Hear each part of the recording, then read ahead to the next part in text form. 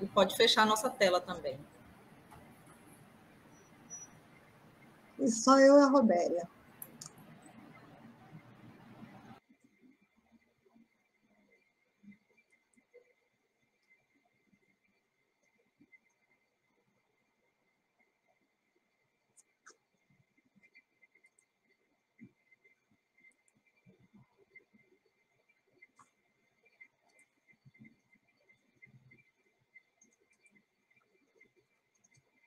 Boa noite a todas as pessoas que participam desta conferência livre no formato virtual.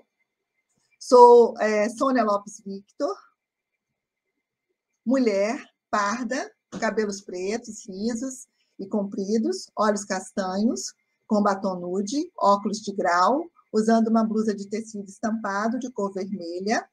Estou em minha mesa de trabalho. Atrás de mim tem uma parede branca com quadros com imagens de um pescador e de duas baianas com trajes típicos. Ao meu lado direito está a intérprete, Robéria, e gostaria de agradecê-la pela interpretação.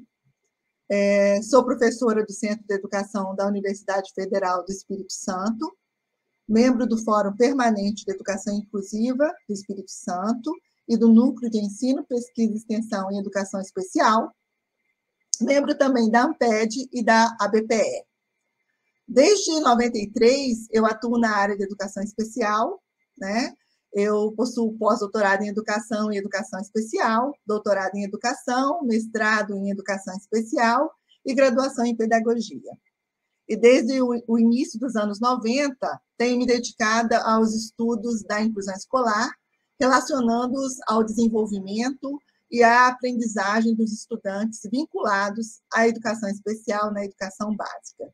E também ao acesso à permanência e à apropriação do conhecimento desse alunado, especialmente na educação infantil e no ensino fundamental. Sou líder do grupo de pesquisa Educação Especial no Sistema Comum de Ensino, Acesso, Permanência, Aprendizagem e Direito Social. Feito isso, feita essa apresentação, eu prossigo dizendo que o Fórum Permanente de Educação Inclusiva do Espírito Santo, junto ao Fórum Nacional Popular de Educação do Espírito Santo, ficou responsável por organizar uma conferência livre pelo eixo 3, que versa sobre o tema Direitos Humanos e Diversidade, Justiça Social e Inclusão, que é uma conferência preparatória para a Conferência Nacional Popular de Educação, que é o CONAP, que acontecerá em 2020. Nessa direção, vimos a necessidade de garantir o debate acerca do direito à educação dos estudantes vinculados à educação especial na educação básica, considerando a atual conjuntura que evidencia os retrocessos de décadas de avanços após o golpe de 2015, seguida pela eleição de um governo de extrema-direita e a pandemia do novo coronavírus, que tivemos aí muitas perdas, as quais lamentamos muito. Tudo isso trouxe um impacto devastador para todos nós, sobretudo para a população menos favorecida, por conta do aumento da desigualdade social, associada aí às complicações dificílimas, nas áreas básicas, como na educação e saúde. Então, nesse contexto, organizamos essa conferência livre com o tema o PNE e o direito à educação dos estudantes vinculados à educação especial, em articulação com o segundo ciclo de estudos e debates em educação especial, nesse dia, que é o Dia Internacional da Pessoa com Deficiência, instituído pela Organização das Nações Unidas em outubro de 92. Aproveitamos esse dia para evidenciar a luta pelos direitos dessas pessoas, especialmente pelo direito à educação. Nessa trajetória de luta, destacamos que, em 25 de junho de 2014, pela Lei 13.005, o Congresso Nacional aprovou o novo Plano Nacional de Educação, com vigência por 10 anos. Esse plano constituiu-se de 14 artigos e é complementado em seu anexo por 20 metas que contemplam aspectos centrais das lutas empreendidas por diferentes organizações da sociedade civil. A meta 4, ela se refere à educação especial e visa a universalização para a população de 4 a 17 anos com deficiência, transtornos do espectro autista e altas habilidades ou superdotação. O acesso à educação básica e o atendimento educacional especializado, preferencialmente na rede regular de ensino, com a garantia de sistema educacional inclusivo. Desde a ocasião dessa aprovação, nós convivemos com projetos em disputas no campo da educação especial, que destacam, né, de um lado, a luta por um PNE e políticas educacionais que se configurem como uma política de governo, pela construção de indicadores que auxiliem na avaliação do plano e das políticas, pela ampliação e destinação de recursos para a educação pública e pela garantia de qualidade social à educação ofertada. E, de outro lado, né, formado pelas organizações sociais ligadas aos setores empresariais, temos aí um discurso de intensificação do discurso, né, dentro desse debate, sobre a necessidade de não considerar. Tivemos um probleminha técnico, vou aguardar retornar aí a minha imagem na tela, acredito que não esteja aparecendo para vocês, e aproveito para pedir desculpas, porque esse problema técnico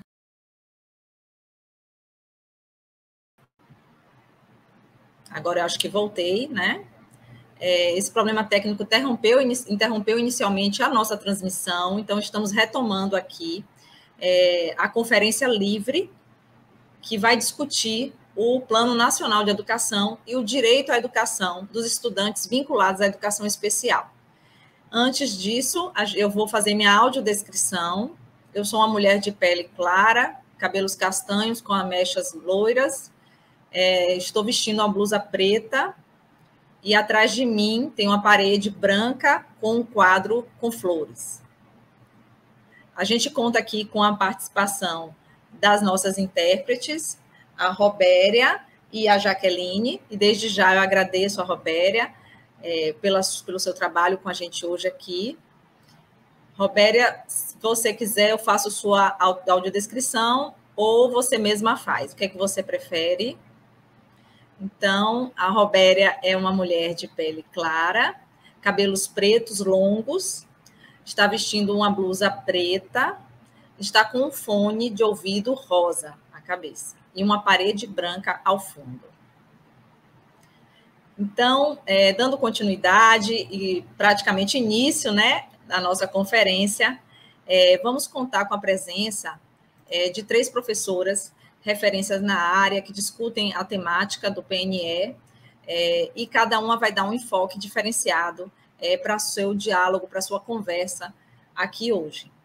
E gostaria de lembrar, né, que hoje é o dia 3 de dezembro, Dia Internacional da Pessoa com Deficiência. Então, essa live também acontece num dia importante, né, para a luta pelos direitos das pessoas com deficiência. Nesse momento, eu vou pedir que a professora Márcia, por favor, compõe aqui a sala conosco. A professora Márcia de Souza Lêmico, ela é doutora em Educação, História, Política e Sociedade pela Pontifícia Universidade Católica de São Paulo, a PUC. Tem mestrado em Educação pela Universidade Federal de Santa Catarina, especialização em alfabetização pela Universidade do Estado de Santa Catarina, UDESC, e graduação em Pedagogia pela UFSC. E é professora da pós-graduação da Universidade do Vale do Rio do Peixe. É funcionária pública estadual, no cargo de analista técnico em gestão, promoção e educação especial, na Universidade do Estado de Santa Catarina, no Centro de Ciências Humanas e de Educação, no Núcleo Pedagógico de Apoio Pedagógico e Estudantil, no AP. É pesquisadora do Grupo de Estudos sobre Política Educacional e Trabalho, GEPETO, e do Grupo de Educação Especial, GEP, da UFSC. Membro da Associação Nacional de Pós-Graduação e Pesquisa em Educação, ANPED, associada ao Grupo de Educação Especial. Também é membro da Associação Brasileira de Pesquisadores em Educação Especial, ABPE, e tem experiência na área de educação, com ênfase em política educacional, atuando principalmente nas temáticas de educação especial, formação de professores, política educacional e história da educação especial. Então, a gente vai iniciar nosso diálogo a partir de 2 temas mais gerais da educação. A professora Márcia vai abordar a relação público-privado e o PNE. Depois, a professora Marileide vai abordar o tema do financiamento. E, em seguida, a professora Carla Bianca, que vai nos falar um pouco, discutir a questão da relação saúde e educação. Então, eu passo agora a palavra para a professora Márcia, e lembrando que cada uma terá 20 minutos para a sua exposição, e pedindo também que cada uma faça a sua audiodescrição. Boa noite, professora Márcia. Boa noite a todos, espero que estejam me escutando. Eu vou me audiodescrever. Eu sou uma mulher de pele branca, com cabelo escuro, um pouco abaixo dos ombros, tenho 50 anos e já apresento alguns fios grisalhos, né, em decorrência da idade. Estou vestindo uma blusa branca com um colar vermelho, e atrás, ao meu fundo, tem uma parede branca. Eu estou num quarto que eu faço de escritório. Gosto muito dessa definição, porque a gente utiliza, às vezes, os espaços que nós temos em casa, e é desta forma aqui da onde eu estou falando. Então, eu queria agradecer muitíssimo o convite, né, da professora Sônia Vitor para participar do Fórum Permanente de Educação Inclusiva do Espírito Santo e compartilhar o debate, né, na mesa PNE e o Direito à Educação dos estudantes vinculados à educação especial com as professoras Marileide França e a professora Bianca Angelusti. Desculpa, Bianca, se eu falei o teu sobrenome, não falei a pronúncia adequadamente. Me senti honrada com o convite, e é um misto, né, de sentimento, tanto de alegria em participar dessa discussão, desse evento, mas, ao mesmo tempo, um momento de enorme tristeza pelas mortes de mais de 615 mil pessoas no Brasil, sabendo que muitas mortes poderiam ter sido evitadas. Tristeza pelo desmonte das políticas sociais por esse desgoverno, e quero deixar isso registrado, pois não podemos naturalizar nem as mortes e nem todo o caos gerados na economia do país, com mais de 116,8 bilhões de pessoas em situação de insegurança alimentar e 19,1 milhões, ou seja, 9% da população, passando fome em um país rico em produção de alimentos. Afinal de contas, o agro é tech, é pop, é tudo, de acordo com as notícias, muitas vezes pela mídia. Além da taxa de desemprego, que chega ao patamar de 12,6%, de acordo com os dados do IBGE. Então, não sou eu que estou falando e nem tirei isso da minha cabeça, são dados que estão sendo vinculados, estão sendo divulgados na mídia a todo momento. Então, é esse misto de sentimentos que, ao mesmo tempo, me deixa bastante animada, especialmente porque me coube a discussão da relação pública e privada na educação especial e as disputas pelas políticas no campo da educação especial, a privatização da educação. Eu, às vezes, falo um pouco rápida, então, Jaqueline, te peço que me sinalize se eu estiver correndo muito.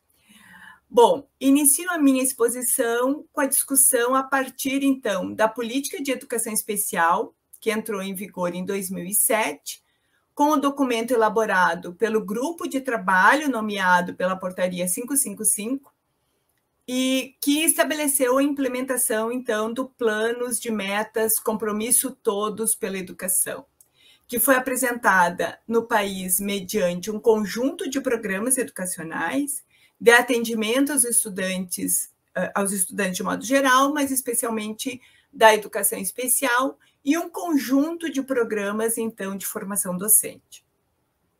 Em 2008, a Política Nacional, então, de Educação Especial, na perspectiva de educação inclusiva, ela foi se consolidando a partir de um conjunto de programas na área da educação, não só da educação especial, mas de maneira mais ampla, foi sendo articulada por um aparelho privado de hegemonia, conhecido no país como o Movimento Todos pela Educação, que tem no seu corpo, né, de vários empresários ligados a empresas que acabam financiando e querendo disputar, ao mesmo tempo, o projeto educacional no país. Então, a partir dessas articulações, é que, com o movimento empresarial, que foi organizado e pensado o Plano de Desenvolvimento da Educação em 2014. Dessa forma, a Política Nacional de Educação Especial, na perspectiva da educação inclusiva, é uma proposição articulada junto a este movimento, além dos movimentos das declarações internacionais, obviamente, mas junto a esse movimento empresarial para a educação no Brasil. A gente não pode descolar isso quando se discute relação pública e privada. Então, ela é uma proposição articulada com esse grupo. A política alcançou um razoável consenso no país, e este consenso, em grande parte, aglutinado por uma perspectiva de inclusão escolar, entendida como acesso e permanência dos estudantes vinculados à educação especial nas classes comum da educação básica, mas também no ensino superior. Também foi marcada pela presença forte do atendimento educacional especializado como complementar ou suplementar ao ensino da educação básica e não mais substitutivo, como era antes de 2008. Outra marca dessa política, na perspectiva inclusiva, é a instituição de um equipamento público próprio para essa tarefa, que seriam as salas de recursos multifuncionais, não mais por área, como existia anteriormente, mas um programa nacional, e além disso, um programa nacional de formação de professores para atuar no AEE, um programa majoritariamente desenvolvido à distância, e o estabelecimento de um corpo de professores e professoras de educação especial nas redes públicas de ensino. Então, esse projeto ele teve um consenso razoável, especialmente com a divulgação em massa pelos meios de comunicação, mas esse consenso razoável não foi suficiente para apaziguar as resistências internas no próprio campo da educação especial, porque a gente não pode discutir o campo da educação especial como se ele fosse único. Não, há disputas, inclusive, né? Há diferentes formas de pensar a área, né? Em face principalmente das disputas que vamos perceber articuladas por organizações sociais, privadas, em grande medida aquelas vinculadas à filantropia. Então, é nesse panorama que foi pensado e organizado o Plano Nacional de Educação, né, em vigência, 2014 a 2024, e um momento de disputa, especialmente na elaboração da Meta 4, que tem como escrita universalizar, estou citando o que está escrito no PNE, universalizar para a população de 4 a 17 anos com deficiência, transtornos globais de desenvolvimento e altas habilidades ou superdotação, o acesso à educação básica e o atendimento educacional especializado, preferencialmente na rede regular de ensino, com a garantia de um sistema educacional inclusivo, de salas de recursos multifuncionais, classes, escolas ou serviços especializados, públicos ou conveniados. Isso está na página 55 do documento do PNE. E também está lá escrito já a disputa que é indicada nesse texto, né? Um texto da Câmara de Deputados que fala o seguinte: outra polêmica ocorreu na discussão da Meta 4, Educação Especial, entre parênteses. em relação ao atendimento educacional especializado, preferencialmente na rede pública, expressão adotada na LDB. No debate entre atores que defendiam a educação inclusiva na rede pública e os que reivindicavam um atendimento educacional especializado, complementar, foram bem-sucedidas as APAES, que ao apoiar nessa disputa, nessa briga, quem foi bem-sucedido foram as APAES, as instituições especializadas, muito fortemente organizada pela Federação Nacional das APAES, que apoiaram o último grupo, que reivindicava um atendimento educacional especializado complementar. E aí conseguiu que fosse mantida a expressão preferencialmente no documento do PNE. O que significa a palavra preferencialmente? Quando se abre para o preferencialmente, assim como estão em outros documentos legais propositivos no Brasil, abre-se para um sistema educacional inclusivo de salas de recursos multifuncionais, classes, escolas ou serviços especializados, públicos ou conveniados. Então, abre para termos, novamente, classe especial, abre para termos escolas especiais. Então, quando se coloca no documento com esse texto, está se abrindo para o atendimento de forma institucionalizada, segregada. Então, a relação pública e privada foi... Por que eu venho discutindo isso, né? Foi tema da minha tese de doutorado, que se denominou a reconfiguração da Federação Nacional das APAES, FENAPAES, no estabelecimento da relação entre o público e privado, nas políticas de educação especial, e eu abrangi um tempo, né, um período de 1974 a 2016, que foi defendida essa tese em 2018, como já dito no programa EHPS da PUC de São Paulo.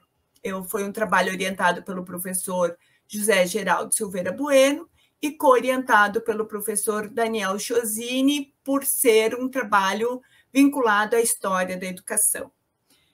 Então, o que a pesquisa evidenciou? Né? As disputas no campo da educação especial, especialmente com movimentos organizados pela FENAPAES e outras instituições, que lutavam para o retorno do atendimento substitutivo e segregado. Essas organizações têm uma capilaridade extensa em quase todos os municípios brasileiros. As APAES hoje estão em quase todos os municípios do Brasil, né? Fato bastante conhecido para quem atua no campo da educação especial e de forma de senso comum pela comunidade, pelos municípios, enfim. Elas são organizações que participam da formulação das políticas de educação especial no Brasil, desde a sua gênese como política pública no país. Então, ela vem disputando e trabalhando exatamente junto, inclusive, dos governos, desde 1964, quando foi criada, especialmente quando foi criada a Federação Nacional das APAES. Na área da educação especial, então, nós temos as organizações tradicionais, como a Pestalozzi e as APAES, mas atualmente a gente tem pesquisado também algumas instituições que vêm conquistando espaços políticos, especialmente agora na pandemia, né, com a emergência, especialmente as startups, né, que a gente denominou como startups, que atuam na educação, no desenvolvimento das tecnologias assistivas e consultorias nas redes de ensino. Só para demarcar a complexidade de quando a gente fala de privatização, de organizações privadas atuando na educação, formulando políticas, não estamos falando de um único tipo de instituição ou de uma organização específica, mas de vários tipos e diferentes matizes. Por isso, a complexidade na hora de fazer as análises e estudar. Então, é importante pontuar que a relação público e privado não é de hoje, né? Não vem acontecendo hoje. Tem várias pesquisas que vão mostrando isso, né? A minha tese que mostrou isso de 74 a 2016, mas outros textos, né? Como o texto da Adriane Silva, de 95, da Januse da Caiado, da professora Eulália Rafante, né? Da Shirley Silva, do João Henrique da Silva. Então, só para citar alguns trabalhos, algumas pesquisas que discutem a relação público-privado na educação especial, especialmente muitas dessas trabalhando com essas instituições tradicionais, a Paz e Pestalozzi. Então, as políticas educacionais, ela vem sendo modificadas desde a década de 1990 e, portanto, se distanciando muito daquilo que está sendo foi disputado na formulação da Constituição Federal de 1988. A Constituição que previa proposições políticas universalistas, pensadas e disputadas no final da década de 80, mas que ao longo dos anos de 1990, elas foram sendo deslocadas para uma perspectiva de matriz gerencialista, portanto, de políticas focais. Então, a Constituição hoje, como foi apresentada em 1988, já não existe mais. Ela está toda picotada, especialmente em relação às políticas sociais. E as políticas trabalhistas, né? Foram feitas muitas emendas. O que estamos vivendo hoje já vem sendo construído, então, ao longo dos últimos anos, e aí nós tivemos, obviamente, políticas de aparência social nos governos do PT, de forma bastante progressista, mas que foram de conciliação de classe, né? Conciliação entre o capital e trabalho, políticas para criar um consenso e formas de contenção social, que resultou, obviamente, em políticas sociais que tiveram, sim, um forte apelo popular, democrático, inclusiva, mas que foram políticas focais, políticas fragmentadas. E aí, por isso que nós temos hoje políticas na educação especial, políticas da questão racial, políticas ligadas a gênero, né? E não há uma discussão de uma política da classe trabalhadora, né? Então, são próprias políticas na perspectiva neoliberal, de fragmentar os grupos, principalmente os grupos que acabam que precisavam estar juntos, mas que acabam, por uma perspectiva neoliberal, fragmentando e, inclusive, com políticas focais. Então, nos interessa pensar as desigualdades das políticas sociais, porque as políticas educacionais, elas constituem-se como políticas sociais, de caráter neoliberal, mantendo, então, o perfil nessas políticas gerencialistas. A proposta de conciliação de classe dos governos do PT não durou muito, né? A atuação de forças políticas articuladas em torno de uma burguesia conservadora, sem um projeto nacional de desenvolvimento para o país, nos conduziu ao fato histórico que foi a interrupção do governo da Dilma, em agosto de 2016, que foi articulado por um novo bloco no poder, né, especialmente pelo Michel Temer, colocando Michel Temer na presidência. E isso é importante salientar, pois foi com Michel Temer a retomada desse bloco conservador, e nesse clima de conservadorismo, de aprofundamento, nesse panorama que se apresentou, então, uma atualização da Política Nacional de Educação Especial. E conforme a fala da professora Rosalba Garcia, no evento promovido pelo GT15 da Amped, no dia 7 de julho de 2020, o texto da política não foi uma atualização, mas um ajuste nas políticas neoliberais, agora considerando que agora as pessoas com deficiência não precisam mais ir para escolas regulares. Elas podem voltar para instituições especializadas, porque será uma política mais barata. Então, nesse momento, nós temos novas estratégias de desmonte das políticas sociais daquilo que nós conhecemos como os direitos sociais, entre eles a educação e a educação especial. Em setembro de 2018, foi divulgado um documento intitulado Política Nacional de Educação Especial, Equitativa, Inclusiva e ao longo da vida. Esse documento foi submetido à consulta pública digital e, em dezembro de 2018, foi divulgada uma segunda versão pós-consulta pública, o que gerou manifestações de vários grupos de pesquisa, entidades, instituições contrárias ao documento. Em 2019, já no governo, então, do presidente Bolsonaro, foi nomeada uma comissão de diretrizes da educação especial na Câmara de Educação Básica, no Conselho Nacional de Educação, para instituir novas diretrizes para a educação especial. Notem que as diretrizes elas foram organizadas logo após a transição conservadora e com a ascensão do governo Bolsonaro, que acentua ainda mais os processos de conservadorismo e violência em relação às políticas sociais. Vamos ter uma organização a partir, então, do Ministério da Educação e do Conselho Nacional de Educação. No documento dessas diretrizes, tem alguns argumentos, né? E um desses, para justificar a atualização do documento.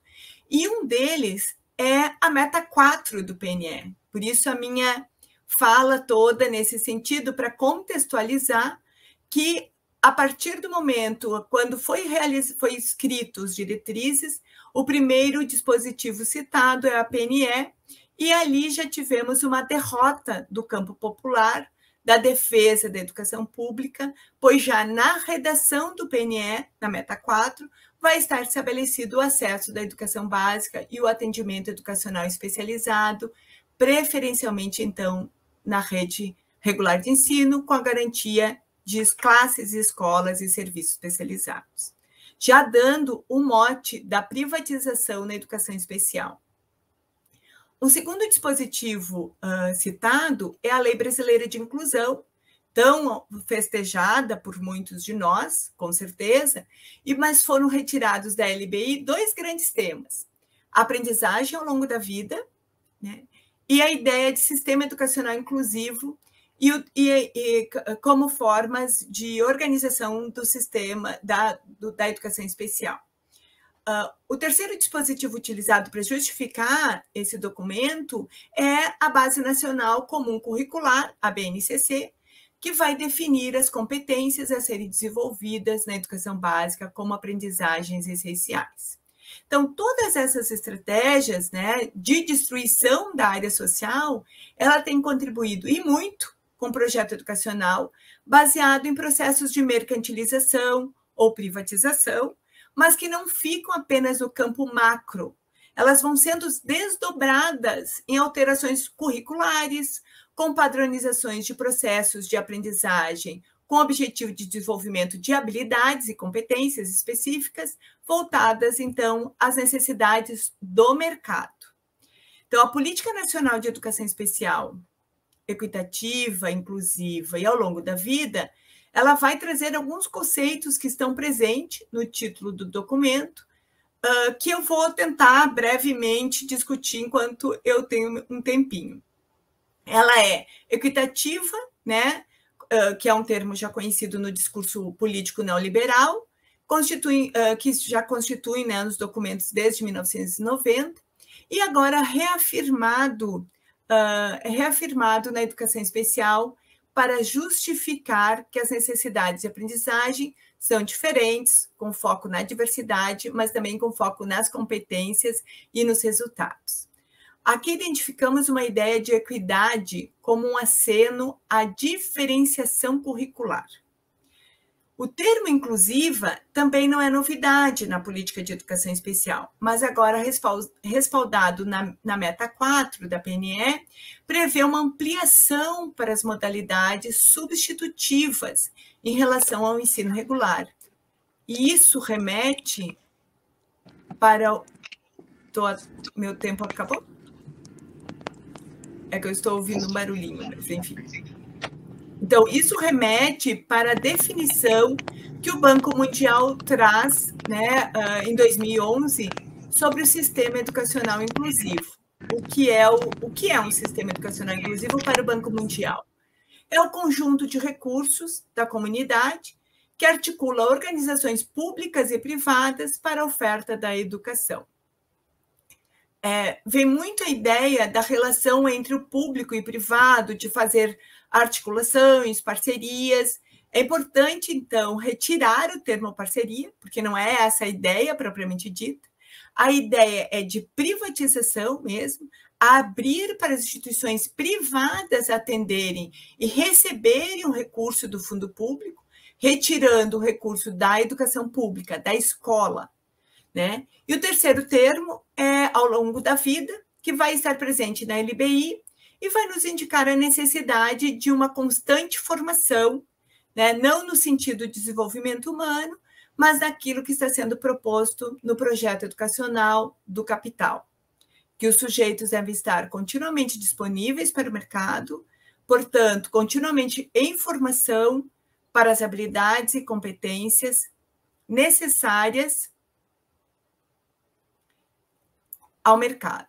Então, a ideia de flexibilidade da formação e que abre espaço para as pessoas com deficiência, especialmente as com diagnóstico de deficiência intelectual, né, permanecer, ela abre brecha para permanecer por muitos anos nas instituições especializadas, né? E então esses três conceitos, eles estão articulados em um documento que a Unesco divulgou em 2015, que é a Declaração de Incheon, que visa assegurar a educação inclusiva, equitativa, de qualidade e promover oportunidades de aprendizagem ao longo da vida para todos, até 2030.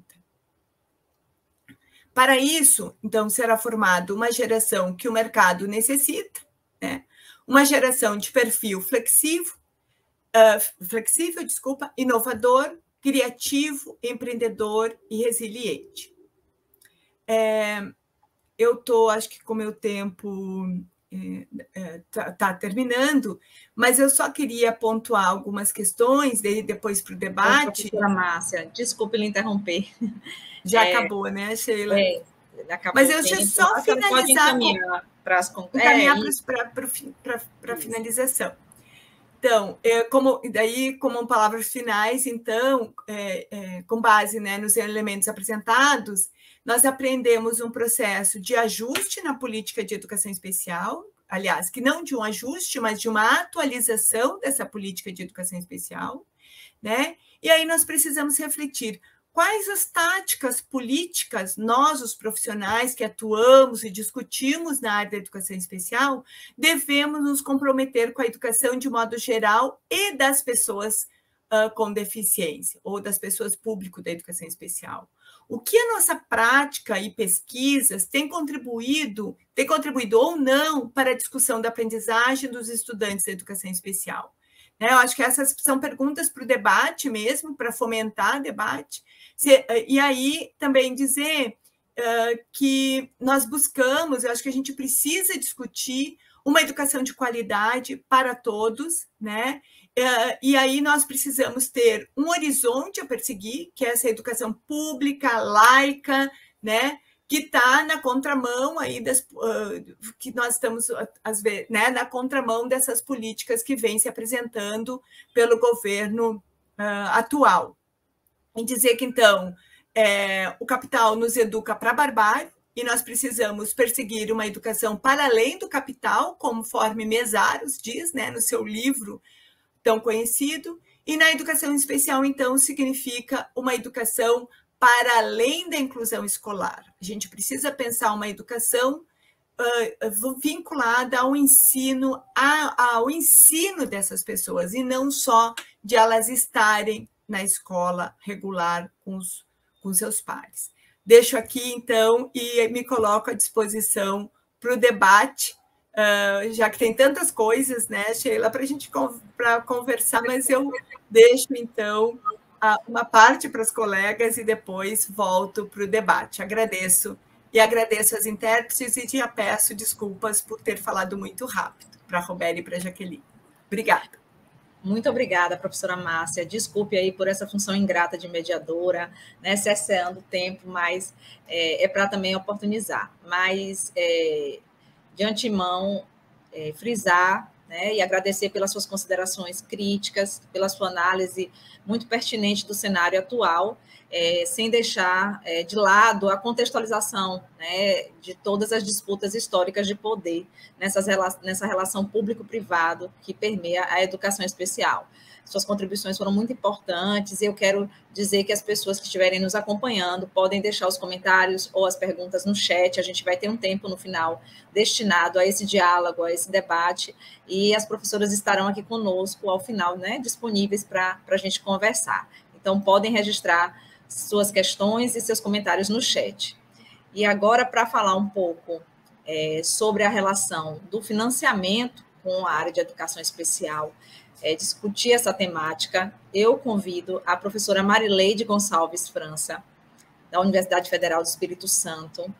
Ela é doutora em educação pela Universidade de São Paulo, mestre em educação e graduanda em pedagogia pela Universidade Federal do Espírito Santo, docente no Centro de Ciências Agrárias e Engenharias da Universidade Federal do Espírito Santo e é professora permanente do programa de pós-graduação em ensino, educação básica e formação de professores, e está atuando como coordenadora na gestão 2021-2023. Ela também coordena o grupo de estudos da educação das relações étnico-raciais e educação especial, e a rede de pesquisadores sobre financiamento de educação especial.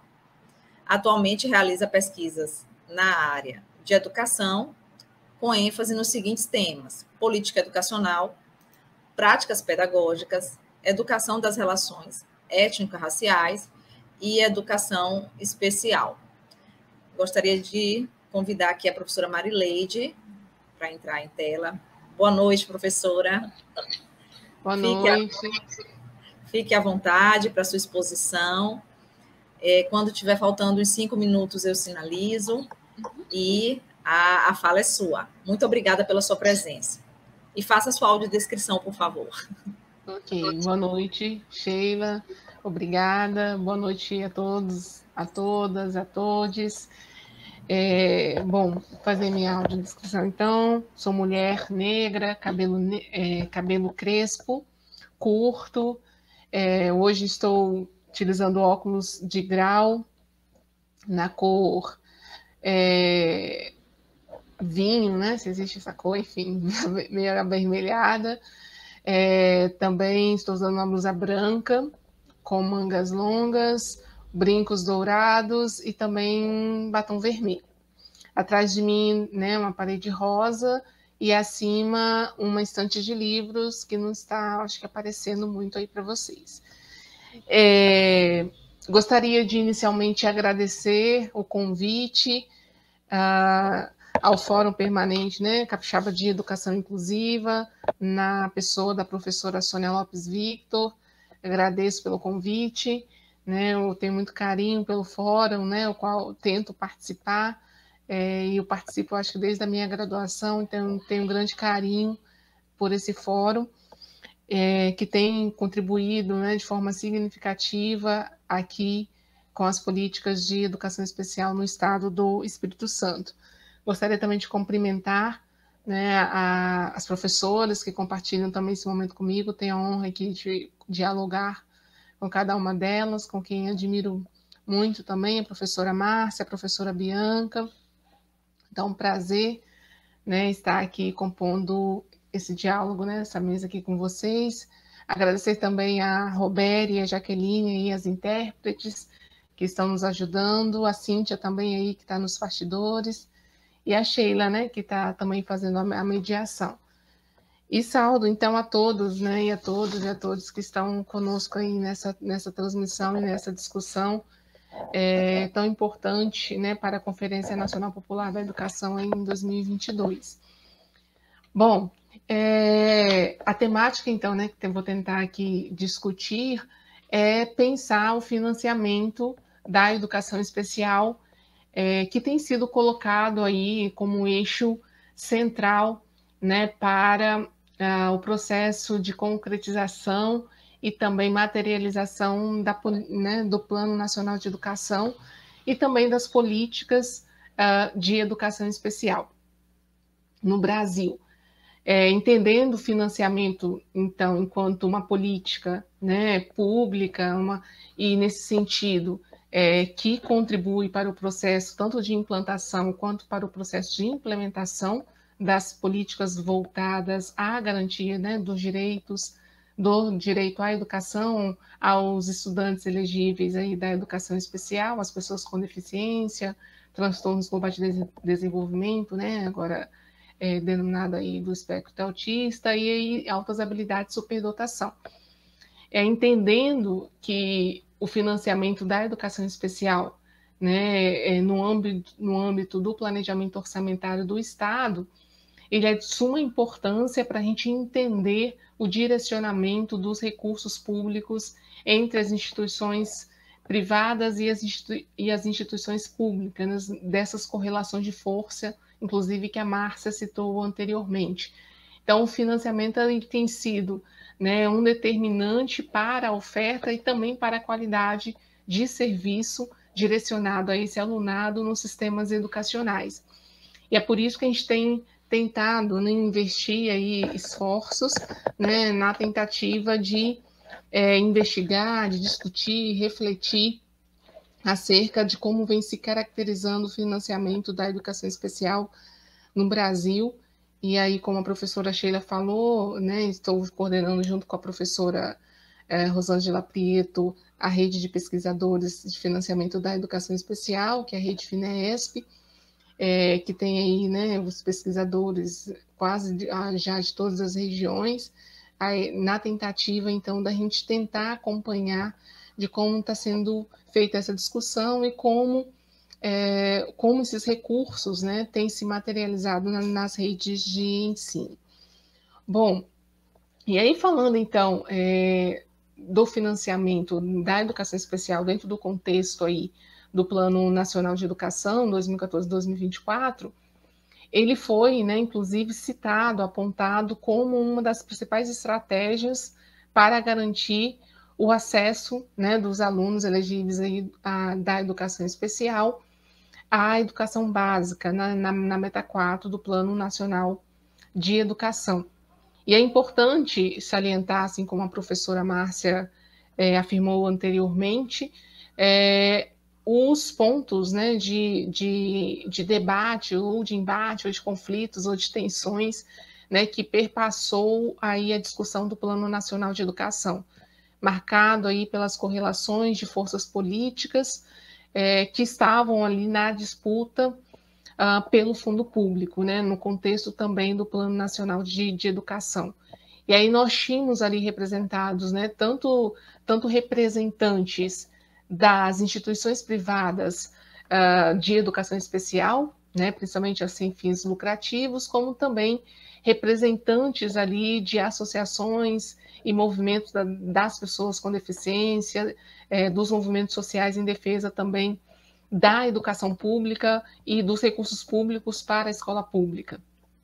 E aí é interessante também, né, que um desses embates era justamente esse, né, ou seja, a defesa, os movimentos sociais e as associações científicas e o próprio movimento das pessoas com deficiência lutavam, né, e defendiam que os recursos deveriam ser destinados à escola pública e à garantia social da educação.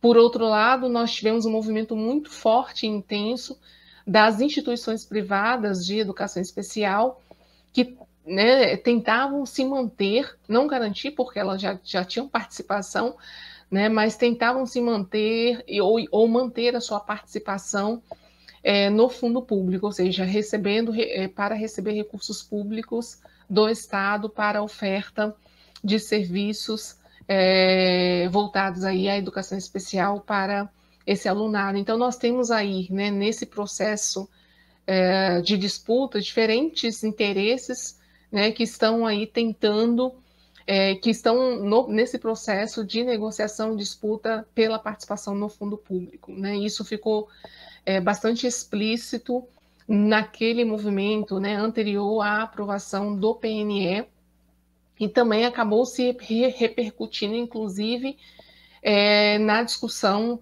né, recentemente do Fundeb, que eu vou falar posteriormente. E aí é interessante nós pensarmos que as instituições privadas, né, de educação especial, ao longo da história, e aí pegando, né, aí algumas referências, né, como o Diantino 98, o Silva de 2017, esses estudos já apontam que, historicamente, essas instituições privadas, elas tinham forte dependência econômica do Estado, né? Sempre tiveram. E, nesse processo histórico, eles sempre também tentavam disputar, e disputaram, historicamente, esse fundo público, né? Seja por meio da participação social em conselhos, seja por meio de representantes, né, parlamentares ou executivos, né, na esfera ali tanto, né, do Senado, como também enquanto poder, né, no executivo, enfim, eles sempre estiveram presentes ou se fizeram representados, né, nesse processo de disputa pelo fundo público. E aí, historicamente, portanto, essas instituições, elas tentaram, né, e tentam integrar o sistema educacional brasileiro, na tentativa de serem reconhecidas e, portanto, né, ter direito a esse financiamento público. Portanto, o fundo público ele se torna espaço de disputa de diferentes grupos que tentam capturar, né, esses recursos na tentativa, então, de atender aos seus objetivos e também projetos. E aí é interessante pensar que, nesses últimos anos, o que a gente tem observado são movimentos, né, que estão articulados, né, que fazem parte também de um projeto de sociedade, né? Nós tivemos a discussão, aí a Márcia também falou sobre isso, da discussão, né, do que eles chamavam aí de atualização da Política Nacional de Educação Especial na perspectiva da educação inclusiva, que depois culminou, né, por último aí, com o decreto 10.502 de 2020, que a Márcia também já falou sobre ele, então eu vou passar. Mas esse movimento, inclusive, foi articulado e alguns conceitos, né, defendidos por ele acabam sendo retomados em discussões posteriores, né, inclusive na discussão do novo Fundeb, né, que culminou com a emenda constitucional, né, 108, que garantiu aí a criação do Fundeb permanente e depois também se repercutiu no processo de regulamentação, né? Inclusive, nós observamos diferentes movimentos, né, que falavam um pouco sobre a importância, né, de regularizar, essa é a palavra, né, a participação das instituições sem fins lucrativos no âmbito do Fundeb. E foi uma luta intensa, né, nesse processo, né, da gente tentar garantir, no processo de regulamentação do fundo, que as instituições públicas, né, ficassem com os recursos públicos. Mas, infelizmente, quando a gente teve, né, o processo de regulamentação, assim como no PNE, no Fundeb também, a gente teve aí assegurada a participação dessas instituições privadas, né, no Fundeb. Portanto, essas instituições, inclusive as instituições sem fins lucrativos, né, que ofertam serviços da educação especial, também podem ser contempladas com os recursos do fundo. E aí, se nós retomarmos, então, a meta 4, pensando nesse contexto, né, do financiamento, na proposta inicial, né, da meta 4 no PNE, a ideia era manter, né, os recursos públicos para as instituições públicas. A meta 4 falava sobre isso, né? A meta 4 era no sentido de garantir, né, o acesso e a permanência desse público na escola de ensino regular, né? E aí, depois de intensos debates, de negociações, de disputa, onde que essas correlações de forças, né, se fizeram presente, e também seus interesses, a gente tem a meta 4, né, aprovada, com a ideia não mais de garantir os recursos apenas para as escolas públicas, mas também abrangendo aí as classes, escolas ou serviços especializados públicos e privados. Então, nesse processo de correlações de forças, nesse sentido, a iniciativa privada aí, né, saiu vencedora nesse processo de correlações de forças, nesse processo de disputa, e tendo, portanto, assegurado também no PNE os recursos públicos. E aí é interessante também ver, né, as estratégias, e aí eu gostaria aqui de salientar as estratégias dentro da Meta 4,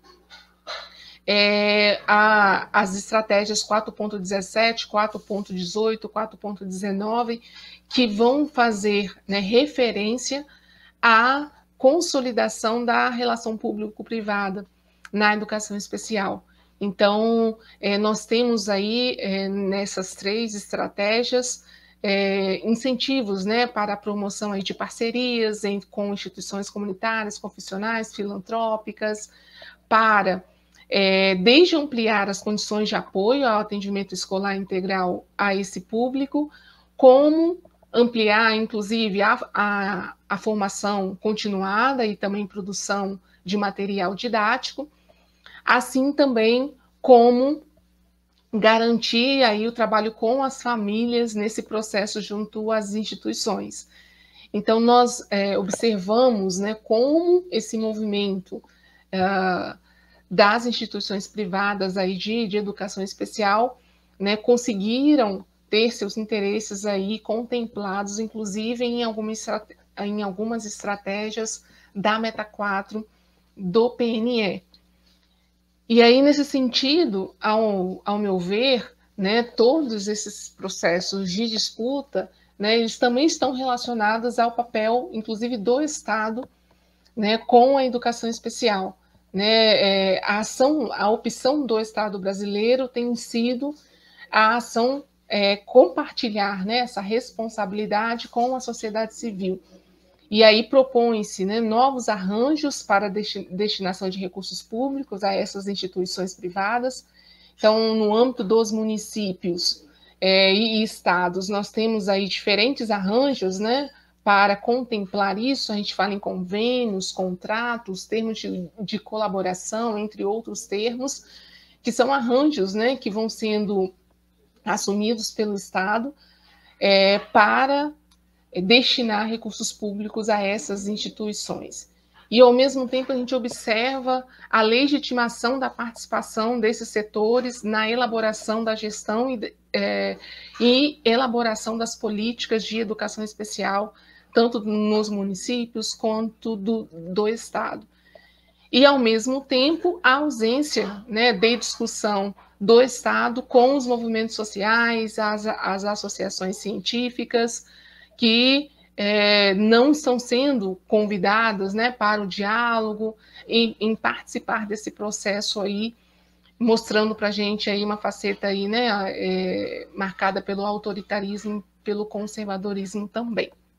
E a gente observa isso nas políticas, né, recentes aí, que estão sendo divulgadas, promulgadas com o decreto, por exemplo, 2502. E aí, especificamente, gostaria de destacar na fala hoje algumas reflexões que a gente fez num artigo que foi publicado recentemente na revista da Fineduca. Foi um trabalho, né, feito com a professora Márcia Maurílio de Souza, a professora Vanessa Dias Bueno de Castro e a professora Rosângela Gavioli Prieto, no artigo intitulado Educação Especial e Fundeb, Histórico, Balanços e Desafios, que a gente teve como objetivo analisar os recursos da educação especial no contexto do Fundeb, né, tanto nas redes estaduais de São Paulo, quanto no estado do Espírito Santo, aí abrangendo de 2009 a 2019. A intenção é mostrar, então, como a educação especial ela vem sendo caracterizada no Fundeb, né? E aí, por que eu trago o Fundeb? Porque a primeira meta, né, a primeira estratégia dentro da Meta 4 do PNE é justamente né, a garantia de recursos dentro do Fundeb para a educação especial, né, a ampliação desses recursos. E aí, nesse sentido, nesse trabalho, a gente faz um exercício, né, em 3 dimensões. Pensando o valor aluno ano da educação especial no estado de São Paulo e no Espírito Santo, o movimento de matrículas e a análise das despesas liquidadas da educação especial nesses 2 estados. E aí, de maneira geral, né, o que a gente observa? E aí, faltando 5 minutos, para que eu possa terminar a fala, vou tentar sintetizar aqui. De maneira geral, o que a gente observa é que no Fundeb, né, de 2009 a 2009, tanto no estado de São Paulo quanto no estado do Espírito Santo, os movimentos, né, dos valores aluno ano da educação especial, ele apresentou, né, um desempenho ascendente, ou seja, o que isso significa? Né, que se nós, né, tomarmos os valores aluno ano, né, nesse período, a gente observa, portanto, um movimento crescente de recursos públicos voltados à educação especial. Né? Então, nós temos um aumento de receitas, né, melhor dizendo, no âmbito do Fundeb, destinados a essa modalidade de ensino nos 2 estados, tanto no estado do Espírito Santo, como no estado de São Paulo, e esse movimento também se repercute nos valores aluno ano do Brasil. Isso, né, isso garante, portanto, mais receitas, né, a serem aplicadas na educação especial no âmbito das redes municipais de ensino. Quando a gente vai analisar as matrículas da educação especial no Brasil, São Paulo e no Espírito Santo nesse mesmo período, a gente observa também um aumento de matrículas, principalmente nas matrículas em classes comuns, né, em detrimento da redução de matrículas em escolas e classes especiais. O que nos faz também apontar, né, que a trajetória, portanto, dos valores aluno ano refletiu também nos movimentos das matrículas, né, ou seja, com maior número de matrículas, você também tem um aumento nos valores aluno ano da educação especial. E aí, por último, o exercício que a gente foi ver se isso se repercutia ou não, se isso reverberou ou não nas despesas liquidadas, né, dessa modalidade de ensino. E aí, o que a gente observa? Né, que houve também um aumento de despesa, né, na subfunção da educação especial nos 2 estados. Entretanto, né, os valores correspondentes a essas despesas geraram em torno aí, né, de 0,01 a 2,8 em São Paulo, a 0,5 a 3,4 no Espírito Santo, né, o que é um percentual, né, considerado aí baixo, né, em torno dessas despesas em relação à função educação, né, que teve aí um percentual mais elevado aplicado a outras etapas e modalidades, mas, ao mesmo tempo, pela nossa fonte de dados, né, que foi o CIOP, a gente não conseguiu chegar de maneira específica aos valores detalhados da educação especial.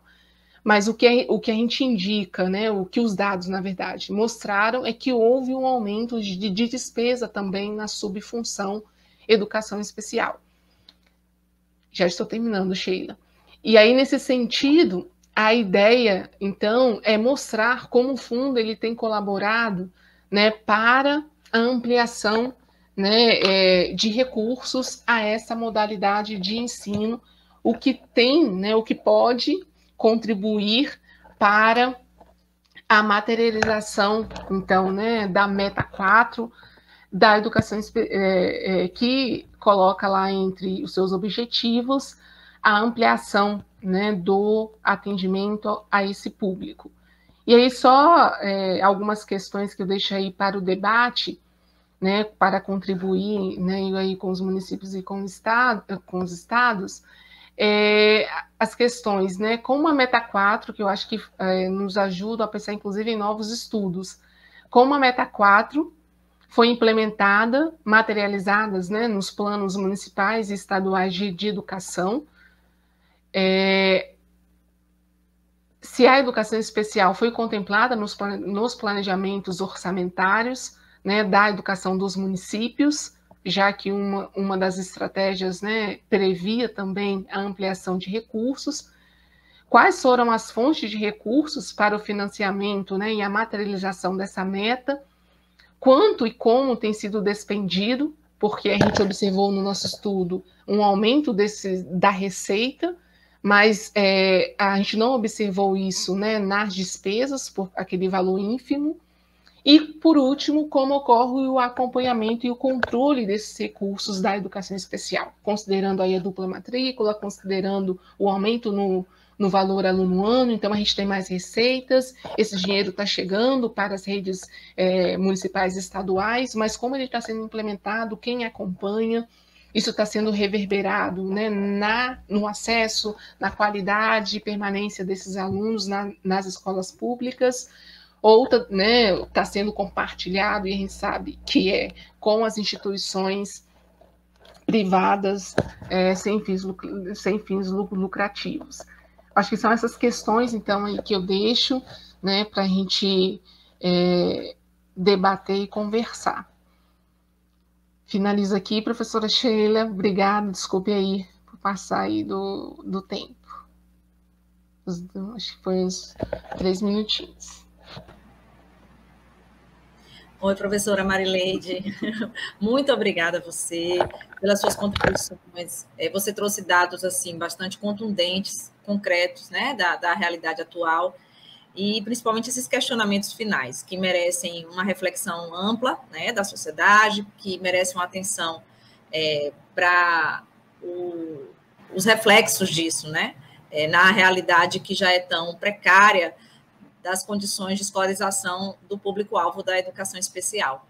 Muito obrigada pelas contribuições aqui ao debate. E para quem chegou um pouco depois na live, essa é uma atividade vinculada ao eixo 3, uma conferência livre do eixo 3, Educação, Direitos Humanos e Diversidade, Justiça Social e Inclusão, vinculado ao Núcleo de Ensino, Pesquisa e Extensão em Educação Especial, ao Fórum Permanente de Educação Inclusiva do Espírito Santo e também ao Fórum Nacional Popular de Educação.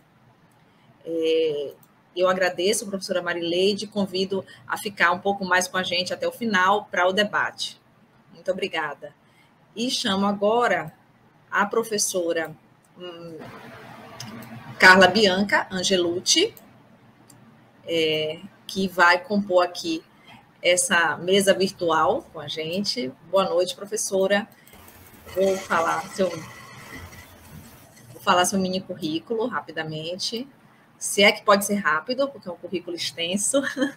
É professora doutora do Departamento de Filosofia da Educação e Ciências da Educação na Faculdade de Educação da USP. Possui graduação em Psicologia pela USP, mestrado em Psicologia Escolar e do Desenvolvimento Humano, também pela Universidade de São Paulo, doutorado em Psicologia Social, docente da graduação nas áreas de Sociologia da Educação e Educação Especial, atua na pós-graduação, coordenando a área de concentração Educação e Ciências Sociais, Desigualdades e Diferenças, orienta mestrados e doutorados, supervisiona também pós-doutorandos na linha de pesquisa de Educação Especial e participa do grupo de pesquisa de Políticas de Educação Especial, coordenando a linha Educação Especial, Táticas de Resistência à Produção de um Não Lugar para as Diferenças na Escola. Seus estudos têm uma ênfase na temática da garantia de educação para todos e sua interface com as discussões sobre preconceito, atuando principalmente nos seguintes temas: direito à educação por parte de pessoas com diferenças funcionais e de pessoas com sofrimento psíquico intenso, políticas públicas em educação especial e medicalização da educação. Então, professora, fique à vontade, passo a palavra, e se quiser complementar ou acrescentar algo a respeito do seu currículo, fique à vontade. Boa noite, colegas.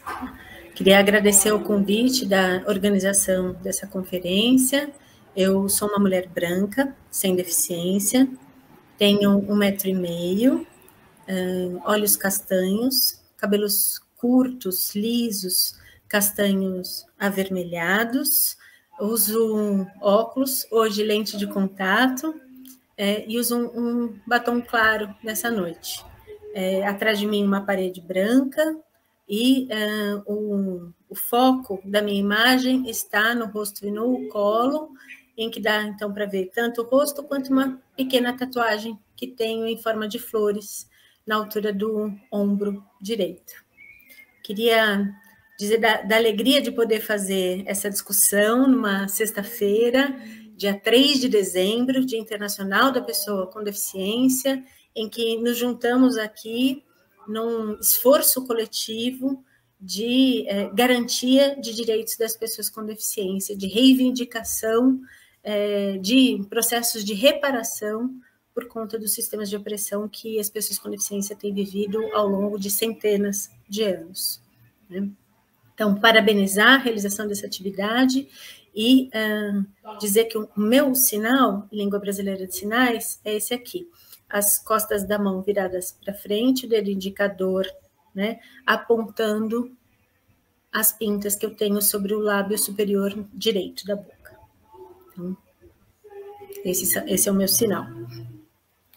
Bem, para compor essa discussão que está riquíssima e assim, me causa enorme orgulho, né, estar junto com colegas tão respeitadas, que têm contribuições tão importantes, né, para a garantia do direito das pessoas com deficiência, queria trazer assim, 3, 4 pontos para fazer a articulação entre o direito à saúde e o direito à educação das pessoas com deficiência, tá bem?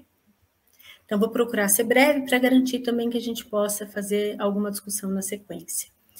O primeiro ponto que eu queria destacar é que bem sabemos que a relação entre saúde e educação não se refere tão somente às pessoas com deficiência e é historicamente marcada como uma relação de opressão. Não é? Podemos qualificar como uma relação de opressão por conta da hegemonia de uma certa concepção biomédica sobre os sujeitos todos, e isso vai trazer interferência para a maneira como se pensa o direito à educação destes sujeitos. Estamos falando, então, desse sistema de opressão que vai trazer prejuízos às pessoas com deficiência no âmbito dos prejuízos das pessoas todas tomadas como educandas. O que isso quer dizer? Que a relação saúde e educação se sustenta historicamente pela avaliação de quem é educável e quem não é educável. Isso vai criando uma marca da presença da saúde na educação, que é a marca da elegibilidade para a educação. Quero frisar esta expressão porque ela é importante para a gente na educação especial. Então, ela marca a pergunta sobre quem é elegível ou não para a educação, mas ela marca também um outro aspecto, que é a produção de uma pergunta que a gente costuma fazer em vários âmbitos e que aqui eu queria problematizar pelo seu caráter ideológico, que é até que ponto alguém pode aprender. Então, não é só a separação entre educáveis e não educáveis, mas é a instituição de uma possibilidade de classificação de níveis de aprendizagem, de capacidade de aprender. E isso tem inúmeras implicações para a educação. A primeira delas, e a que eu gostaria assim, de tomar nessa noite como a mais importante, é a sobredeterminação da educação pela saúde. Ou seja, a gente tem um direito que, na prática, fica sobredeterminado por outro direito. Como é que isso se expressa no âmbito da educação especial? E as colegas que vivem em diferentes municípios, diferentes estados, podem trazer suas considerações sobre isso. Embora a Política Nacional de Educação Especial, na perspectiva da educação inclusiva, explicite, desde a nota técnica número 4, não é? Que a avaliação para o ingresso na educação especial né, das estudantes e dos estudantes não depende de avaliação diagnóstica do ponto de vista do campo da saúde, muitos municípios e muitos estados realizam essa exigência como uma pré-condição de matrícula. Isso vai trazer como implicação a sobredeterminação, né, da educação pela saúde. Então, se o sujeito não passou pelos processos da saúde, não teve acesso à avaliação, a uma linha de cuidados em saúde, ele não será percebido pela educação como um sujeito da educação especial. Então, nós da educação ficamos despojadas do nosso lugar, né, da nossa posição social, de quem pode avaliar pedagogicamente e, inclusive, decidir sobre quais são os equipamentos, os recursos, os apoios que uma determinada estudante deve receber, porque alguém que é extrínseca à educação está colocada no lugar de quem vai decidir por nós. E muitas das colegas aqui devem viver isso em seus municípios e em seus estados. Eu sou do município de São Paulo, e tanto o município de São Paulo quanto o estado de São Paulo têm normativas específicas que dizem que a estudante, para ser considerada como estudante da educação especial, deve passar por uma avaliação no âmbito da saúde, né? Aí os colegas vão colocando aqui, né? Obrigam a marcar um CID, que é pior ainda, né? Porque a classificação internacional de doenças, né? A CID, ela é um instrumento da saúde, ela nem é a saúde toda, né? Então, mais do que a avaliação em saúde, como bem traz aqui a Suelen, vão reduzindo todo esse processo a uma sobredeterminação que é do manual, né, da Classificação Internacional de Doenças. Então, as pessoas, as avaliações que dependem de interação ficam todas resumidas meramente a um código, né? Então, existem processos aí de coisificação, tanto da educação quanto da saúde. É importante dizer isso, porque eu não estou trazendo aqui que nós, profissionais da educação, somos sobredeterminadas pelas profissionais da saúde. Não se trata de uma relação pessoa a pessoa, não é? Mas de campo de conhecimento e poder. Sim? Então, ainda que a profissional da saúde faça uma avaliação riquíssima, multidisciplinar, né, numa equipe sobre o que se passa com o sujeito, ainda, né, vai figurar a ideia de que é esta avaliação maravilhosa ou pessimamente feita, antieticamente feita, é que vai determinar se esse sujeito é da educação especial ou não. Então, não estou nem discutindo aqui o mérito dos processos avaliativos em saúde, é que sejam quais forem, bons ou ruins do ponto de vista técnico, ético e teórico, eles mandam na educação. E esse é um aspecto que marca, né, toda a relação entre saúde e educação, né, desde a separação entre educáveis e não educáveis e seus níveis de educabilidade, sim? Uma outra força que está presente, né, de sobredeterminação da saúde em relação à educação é a disputa em torno da própria concepção de deficiência, não é?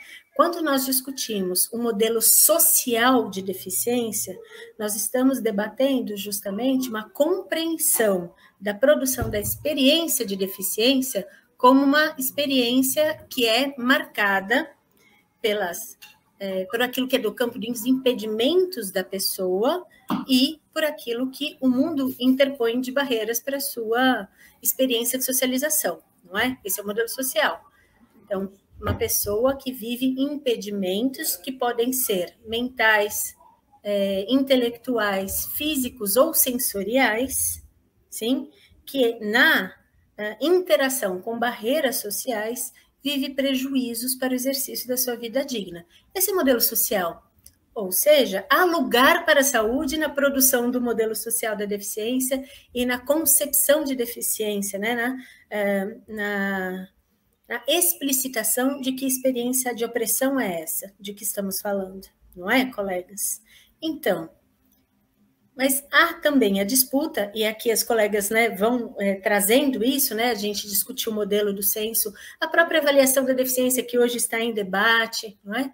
Que ainda é muito marcada pela ideia de que o modelo biomédico é um modelo possível para entender, para explicar e também para encaminhar formas de atenção aos direitos das pessoas com deficiência. Não é, colegas? Então, o que isso quer dizer? Que nós estamos no dia a dia, né, das nossas práticas institucionais, no dia a dia da produção de conhecimento que realizamos na academia, no dia a dia da militância dos movimentos sociais, né, o tempo inteiro disputamos o que é deficiência. Porque esse sistema de opressão que explicita a deficiência como déficit, como incapacidade, como inadequação do sujeito que precisa ser corrigido, ainda é presente.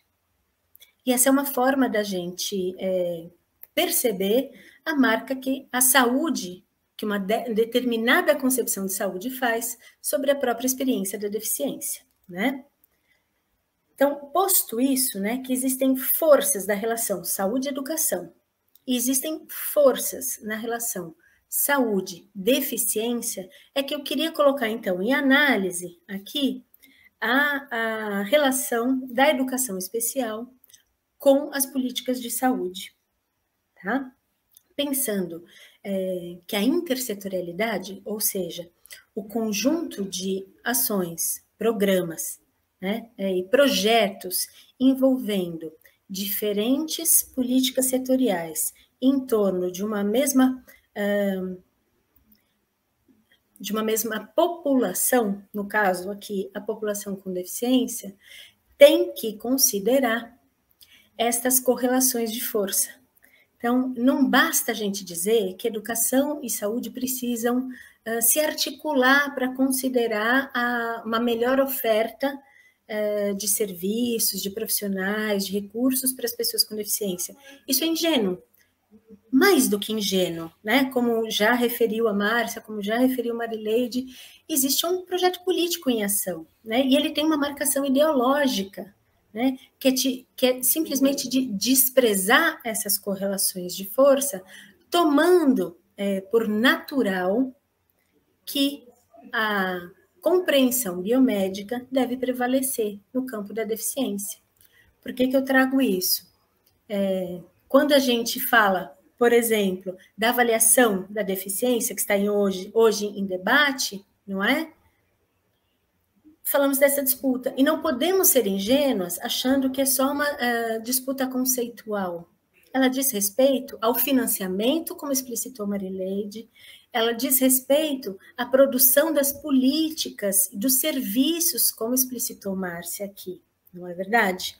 Então, quando a gente diz que a gente precisa melhorar as relações da saúde com a educação, não basta simplesmente a gente falar que a gente precisa conversar mais. A gente precisa romper paradigmas e a gente precisa assumir que a educação no campo dos direitos das pessoas com deficiência é marcada por uma história de subserviência, não especificamente à saúde, mas de subserviência a um projeto social que rebaixa a dignidade das pessoas com deficiência, que reafirma a sua incivilidade, a sua desumanidade. Então, não se trata de brigar entre saúde, educação, assistência social. Essa é a armadilha em que nós temos caído, né? Assim me parece, quero escutar as compreensões de vocês, mas a gente fica brigando, né, com a profissional do serviço social que atua no CRAS, a gente briga com a psicóloga do CAPS, que não quer atender a estudante, mas, em verdade, a disputa não é entre estes equipamentos das políticas públicas, muito menos entre as profissionais das políticas públicas. A disputa, colegas, é em relação ao projeto de sociedade. Enquanto a educação é constantemente colocada no lugar, não é, de quem afiança o caráter subhumano das pessoas com deficiência, colocando-as em equipamentos segregados, em classes segregadas, rebaixando as expectativas de aprendizagem por meio de uma oferta curricular empobrecida, ou mesmo desprezando os processos avaliativos da educação, porque elas não precisam fazer, porque elas não... De que adianta avaliar quem não aprende, não é? Então, a gente toma muito cuidado com esse aspecto, que não se trata de brigar com os recursos de apoio, com os equipamentos, com os profissionais, nem mesmo entre as políticas sociais, né? Saúde, educação, assistência social, justiça, mas de perceber que certas hegemonias que estão sendo intensificadas, né, neste desgoverno, desde o golpe até o desgoverno Bolsonaro, vão sustentando o lugar da pessoa com deficiência. E, nesse sentido, eu queria trazer aqui que caminhos nós podemos seguir para encerrar a minha fala, porque senão a gente só diz daquilo que não está acontecendo e sem compartilhar um pouco as nossas estratégias de resistência e criação de outros mundos, não é? Então, queria reiterar o seguinte: a saúde é muito mais que avaliação. A saúde é muito mais que tratamento. A saúde é uma política pública responsável pela produção de linhas de cuidado, de atenção em saúde. Ela não tem que curar, ela não tem que ajustar, ela não tem que adequar as pessoas com deficiência. Ela tem que, conhecendo as condições em que vivem as pessoas com deficiência e conhecendo as formas de experienciar a deficiência, propor linhas de cuidado. Linhas de cuidado não significam que a pessoa, para ficar bem, tenha que deixar de ser uma pessoa com deficiência. E, nessa hora, a educação tem como compor. Quando a gente pensa em processos de promoção de saúde, quando a gente produz lugares, né? Quando fui apresentada, né? Tenho discutido no meu grupo de pesquisa justamente a produção do não lugar para as diferenças na escola, não é? Então, quando a gente se dispõe a produzir lugares para as diferenças na escola, a gente está compartilhando um projeto societário com a saúde que tem a ver com linhas de cuidado, com reconhecimento da dignidade, sim? E não com tratamento, ajustamento. E agora eu vou utilizar essa expressão e depois a gente pode debater.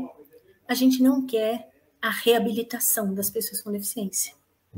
A gente não considera as pessoas com deficiência desabilitadas, elas não precisam se reabilitar em nada, né? Elas precisam de apoio para construir suas formas de expressar, suas formas de viver este mundo e de participar dele.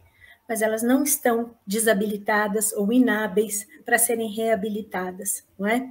Então, quando a gente produz lugar para as nossas estudantes na educação, compondo isso com uma política curricular, com uma política avaliativa, em que elas sejam reconhecidas nas suas formas de conhecer, registrar, comunicar, aprender e também, né, ensinar a gente, aí a gente está produzindo lugar para elas. E isso tem um efeito, e aí vou utilizar um termo, né, que acho que vocês vão compreender, que é um efeito paradoxal, que é, sem querer se tornar saúde, porque não se trata disso, a educação não tem finalidade de saúde, não é isso?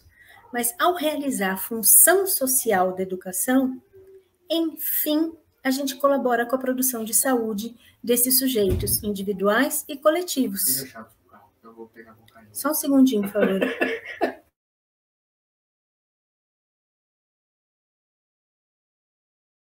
Obrigada. Então, da gente fazer uma marca na vida desses sujeitos individuais e coletivos que possa ser a marca do reconhecimento de uma experiência que a escola aprende a lidar. E ao aprender a lidar, torna essa experiência possível no território, na casa, na família, nos equipamentos de saúde. Ok? Então, é aí, então, que a gente se articula com a saúde, né? Reconhecendo o sujeito como sujeito da aprendizagem. E, para encerrar aqui no meu tempo, queria fazer esse último apontamento, que a nossa busca pelas interlocuções com a saúde não seja a busca pela avaliação, diagnóstico, tratamento, mas seja uma busca pela promoção de saúde. E promoção de saúde a gente só faz coletivamente, intersetorialmente e com a presença ativa, politicamente, socialmente, das próprias pessoas com deficiência. Não existe promoção de saúde sem que o sujeito possa agir no mundo, né? E com uma política curricular, com uma política de avaliação, com a fixação do sujeito no seu lugar de sujeito da aprendizagem, a gente pode fazer a experiência dele como um sujeito viável no mundo, né? E essa é a nossa contribuição. Obrigada, desculpem se me alonguei.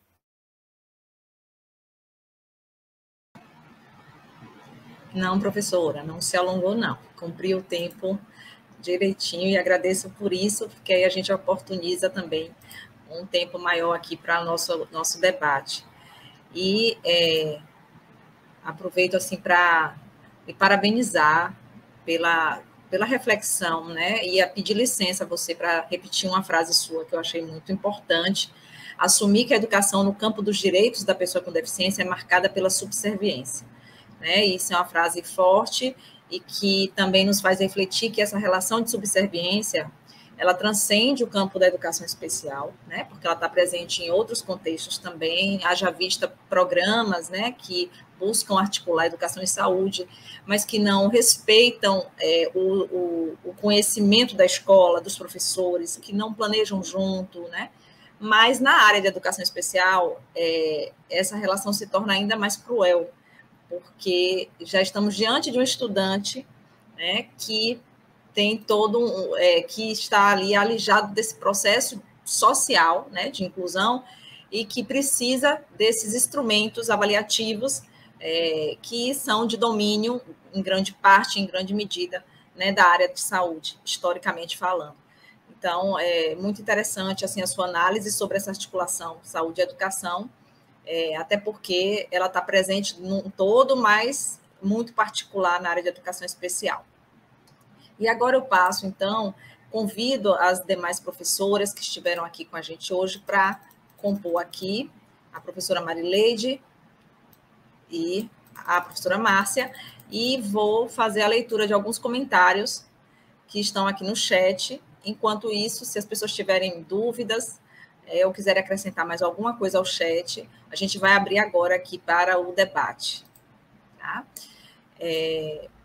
Então, primeiro dizer que todos aqui elogiando, né, parabenizando as três professoras pelas contribuições ricas, articuladas, né, que trouxeram reflexões assim, muito importantes para a gente se atentar, né, a esses dados, uns dados muitas vezes concretos, outros dados mais subjetivos, né, de compreensão e de percepção, mas que nem por isso são menos perigosos, porque são sutis, né?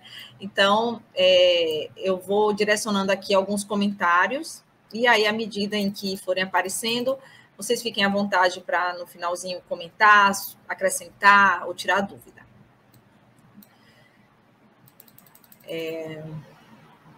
A Amanda Costa escreve que muito boa a sua análise, professora Márcia, é um prazer ouvi-la.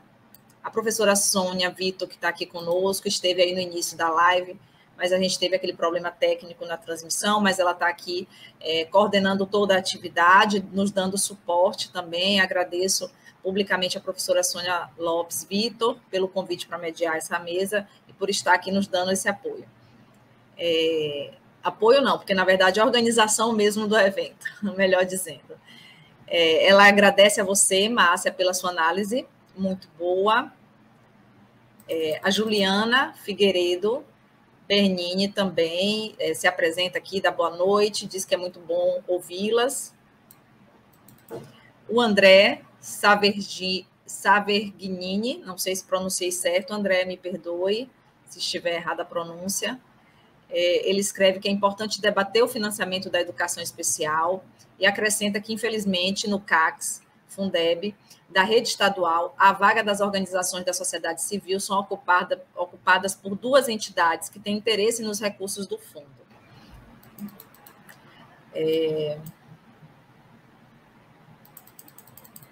Eu acho que a gente pode acrescentar mais um comentário, e aí eu vou interromper, abrir, se vocês quiserem falar alguma coisa. A professora Sônia está parabenizando, a professora Marileide também, dizendo que precisamos ficar atentos a esses dados que foram aqui apresentados, né, e que denuncia uma realidade muito crítica e ameaçadora para os direitos já conquistados do público da educação especial.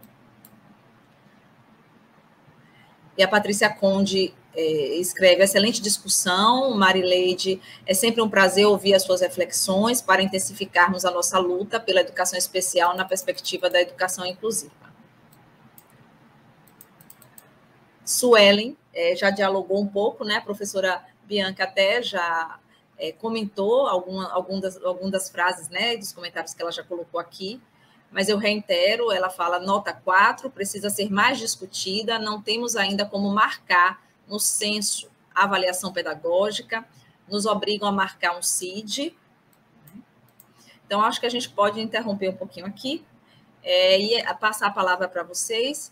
Quem quiser começar nos comentários ou acrescentar alguma reflexão, né, que não fez ainda durante o seu tempo, fiquem à vontade, professoras. Quem gostaria de começar? Posso falar, Sheila? Fique à vontade. Seguindo um pouco a ordem aí.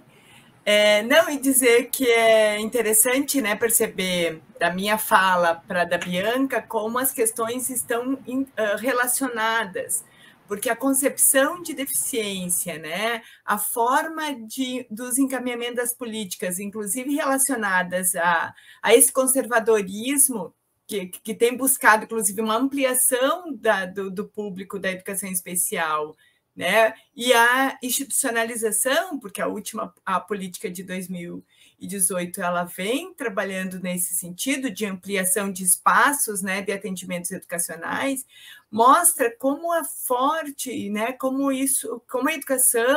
a educação de modo geral, ela está mergulhada na concepção biomédica, porque ainda hoje a gente olha para o guri que está lá na sala, né, e diz assim, esse tem alguma deficiência, vou mandar para avaliação diagnóstica, sem saber, só pela situação, às vezes, da criança, de situações de vulnerabilidade, situações, às vezes, de falta, né, de privação cultural mesmo, como diz o Ruben Forsen, de privação da cultura, mas ele é indicado para uma avaliação diagnóstica para encaminhamento dos serviços na área da saúde, às vezes, muitas vezes, um assunto que não deu tempo, né, Bianca? Acredito que essa temática é a questão da medicalização, né, que tem toda uma discussão sobre financiamento e essa relação pública e privada. Então, eu só queria chamar a atenção de como a gente precisa ficar atento mesmo, porque as relações, essa política, né, essa proposição de política neoliberal, ela é tipo um polvo, ela vai articulando ações de currículo, no ensino de currículo, e aí, assim, que habilidades que eu preciso ver nesse sujeito, se não tem habilidades, então encaminha para uma instituição especializada. Então, as redes precisam ficar muito atentas, né? Quando Bianca perguntar como que está no teu estado, eu falo de Santa Catarina, né? A região sul do Brasil, e a Santa Catarina ainda, mesmo que a nota 4 indique que não precise, que a nota, eu acho que é 4, né? Que tu falou que eu agora me fugiu, indica que precisa da avaliação diagnóstica para ter direito a um segundo professor, que aqui é assim denominado, ou atendimento especializado, né? E quanto isso está na estrutura, né, das políticas municipais, estaduais. Então, acho que foram excelentes, até cumprimento as duas colegas em público, né, pelas reflexões aqui, porque acho que casou, né, mesmo, acho que foi muito, a organização do evento foi muito feliz no convite nessa discussão, exatamente porque, assim, a relação público e privado, financiamento, está atrelada também à concepção de educação especial, concepção de deficiência e a forma como esse sujeito é visto por essa sociedade neste projeto. Era isso. Bom, gostaria de... concordo aí com a Márcia aí, né, nessa articulação, acho que as falas se complementaram. Eu gostaria de destacar, tentar dialogar um pouquinho com o André, né, e com a Suelen também, quando o André coloca, né, em relação à questão do controle e acompanhamento dos recursos, né, e aí ele fala dos CACs, e fala quem compõe a composição, né, desses conselhos. Isso é extremamente importante da gente pensar, né, de como tem sido a composição desses conselhos, principalmente agora a gente está investigando um pouco dos municípios que ficam mais no interior do estado, do Espírito Santo, e a gente tem observado, né, de como ainda é forte a participação, não só a participação, mas a influência política dessas instituições. Então, essas instituições, elas ocupam espaço, né, tanto na gestão quanto nas políticas, inclusive nos órgãos de controle, né, que acompanham aí, né, o processo de implementação e também o acompanhamento e controle dos recursos públicos, né?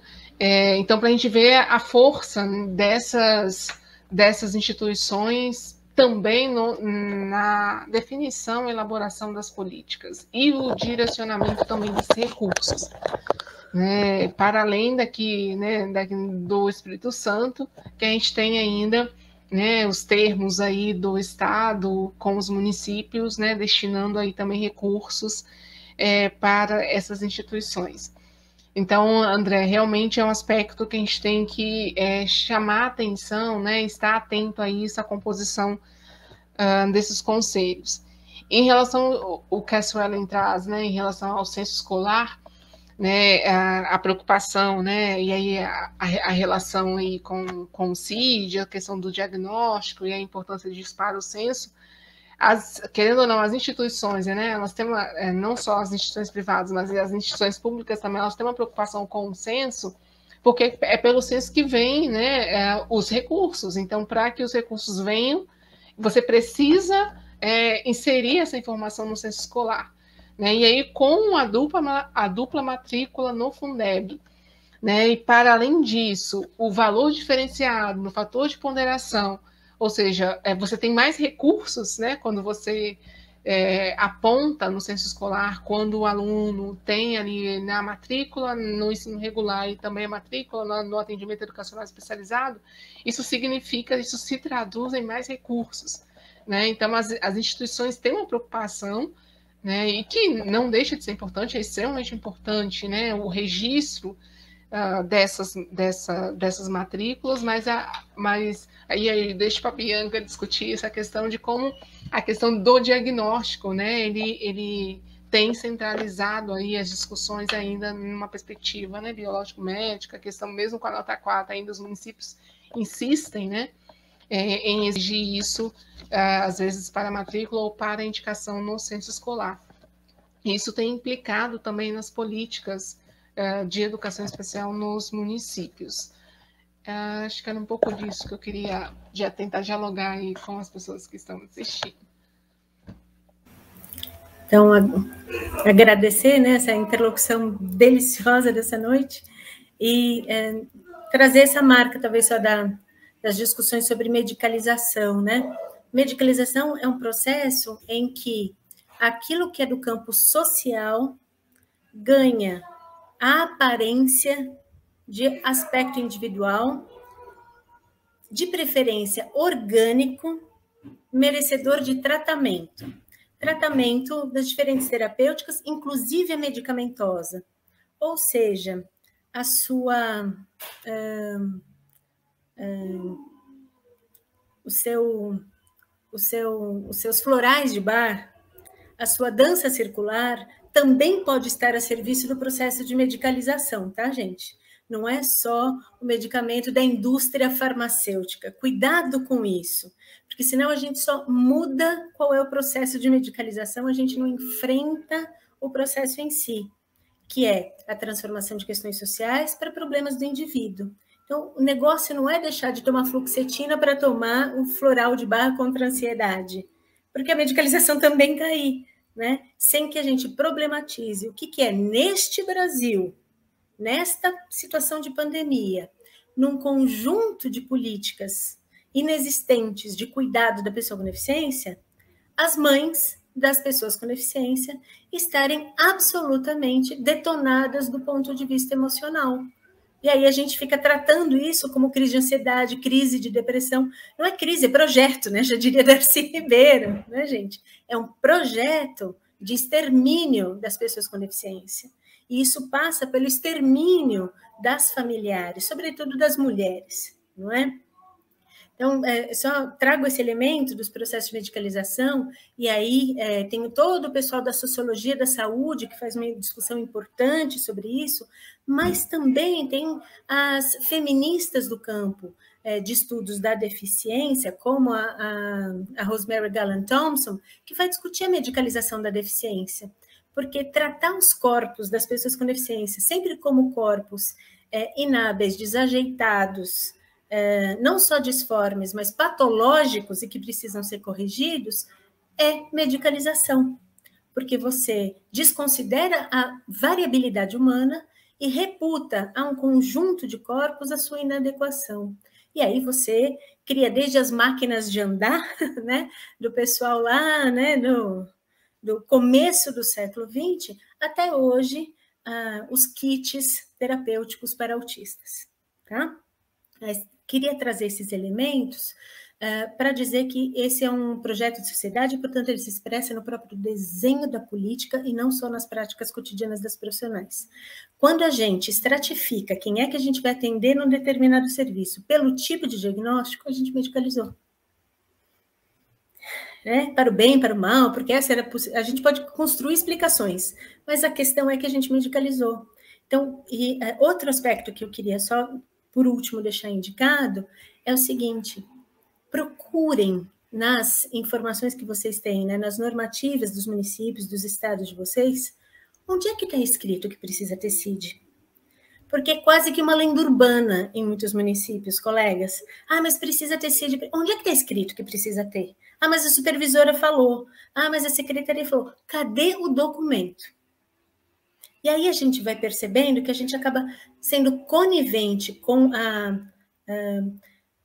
fixação de práticas que a gente poderia coibir ou enfrentar no campo político, com muito mais força do que simplesmente atender. Mas precisa para colocar no censo. Precisa para colocar no censo? Tem certeza? Onde é que está escrito? Mas não dá para garantir a matrícula se não tiver o CID. O CID, está escrito o CID na portaria?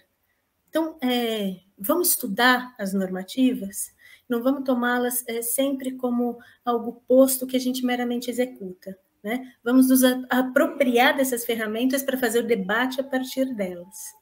É isso, e mais uma vez agradeço. Obrigada, professoras. Vou fazer mais uma rodada aqui com os comentários, né, muito interessantes que surgiram, comentários assim que nos forçam essa reflexão. A professora Cíntia Macena escreve: o novo modelo de avaliação da deficiência admite o relatório pedagógico como instrumento de avaliação. A Suelen Salles acrescenta: em Cariacica fazemos avaliação pedagógica, mas não podemos marcar, ficamos sem verba porque o próprio MEC se contradiz. A Valdeluce Maia elogia a temática, né? Nossas crianças precisam ser assistidas e apoiadas e não segregadas, são cidadãos sujeitos de direito, devem ser respeitados e acarinhados. A Suelen reafirma: temos que discutir o modelo do censo. As orientações de 2020 nos colocou vários entraves em relação a equipamentos e indicações de CID. A Cíntia retoma, elogiando a fala da professora Bianca, e acrescenta: a ideia de normalização não pode ser associada à inclusão. Mais adiante, a Suelen diz que as instituições, filantrópicas, que atrelam saúde à AE, sem nenhum tipo de interferência do Ministério Público, tendo estudantes com aprendizagem prejudicada, porque não se faz o AE na filantropia. Vou pedir licença para falar mais alguns aqui comentários, em função do tempo. Da Sônia Alvarenga Vieira. Muito bom. A professora poderia falar um pouco mais do processo de identificação dos sujeitos público-alvo da educação especial nas escolas? E a Daniela Cortes. O processo de sufocamento das garantias do direito à educação dos alunos público-alvo da educação especial marca a característica liberal e conservadora do Estado brasileiro. Preciso reconhecer.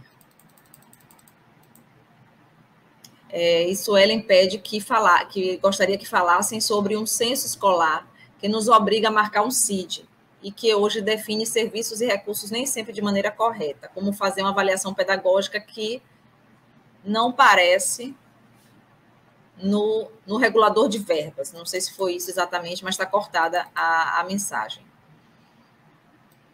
E vou encaminhar mais um comentário, uma pergunta da Adeliana Issuzato. Professoras, é possível trazer alguma clareza sobre a nova lei para o TDAH e dislexia e outros transtornos? Como fica esse atendimento? Então, acho que, em função do tempo, a gente vai precisar encerrar os comentários por aqui, mas as professoras, com certeza, estão aí disponíveis, né, para esclarecimentos em outro momento, outros contatos. Quem gostaria, eu acho que a professora Carla Bianca não está aqui agora no momento, né? Será que é possível o retorno dela? Ela precisou sair, Sheila, por isso. Tá ela bom. pediu desculpas, mas ela tinha outro compromisso. Tá certo. Então, se vocês duas, por favor, quiserem fazer algum comentário ou responder a essas questões, fiquem à vontade. Então, já que eu estou com o microfone aberto, Marileide, desculpa, eu só queria falar sobre essa questão dos sujeitos, né, público-alvo da educação especial. Tem uma pesquisa da professora Lilian Barcelos, que ela defendeu na UFSC, que ela discute essa questão, e outra, tem duas pesquisas, né?